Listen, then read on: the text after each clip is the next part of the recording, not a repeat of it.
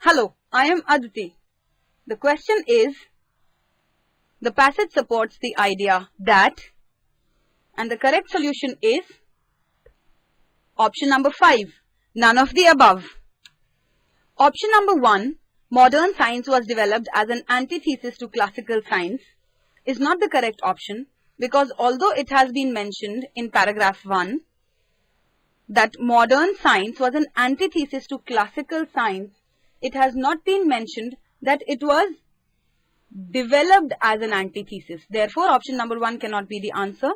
Option number 2, the self-contained materialistic and deterministic view of the universe as represented by classical science naturally led to the development of modern science to explain hitherto inexplicable phenomenon, is again incorrect because it is stating option number 1 in different words. It is stating that it naturally led to the development, whereas nowhere the passage states that the classical science led to the development of modern science.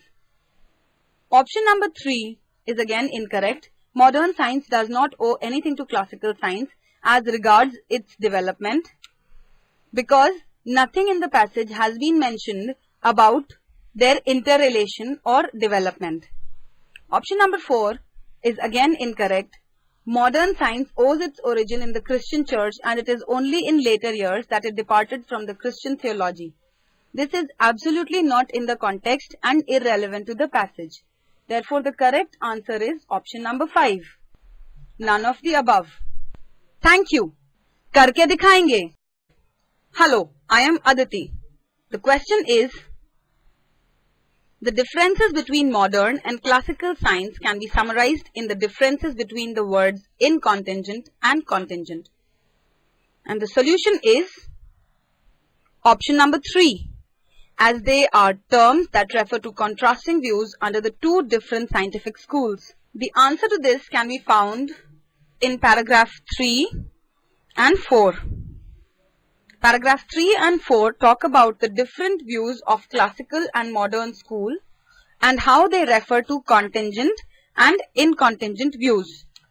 Option number 1 is not mentioned in the passage. Option number 2 is again not given in the passage. Option number 4, as they are merely putting names to the only two concepts of the universe put forward by the two different scientific schools, is wrong because it is not merely putting names, it is giving detailed views about the same. Option number 5 is illogical. Hence the correct answer is option number 3. Thank you.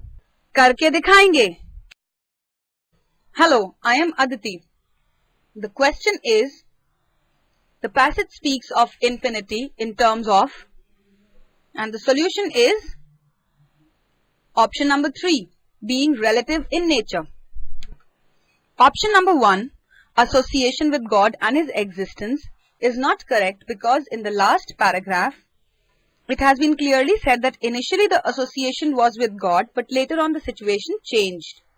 Option number 2, a field studied by and restricted only to the mathematicians, is incorrect as it is nowhere mentioned in the passage. Option number 4, being composed of a bounded and unbounded part, is again not the correct answer. And option number 5, something which can be defined and understood by scientists to then be applied in explaining of natural phenomenon, is nowhere mentioned in the passage.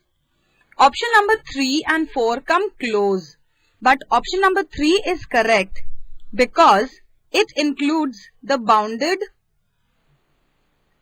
and unbounded factors as well. Therefore, option number 3 is more comprehensive. It has a broader viewpoint. Therefore, the correct answer is option number 3. Thank you.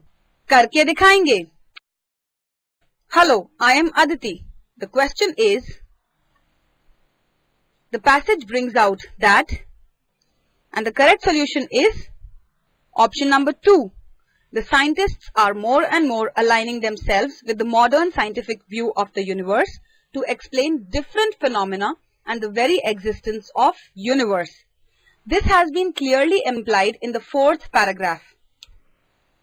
The fourth paragraph talks about the various mechanisms of the universe and the inexplicable phenomena.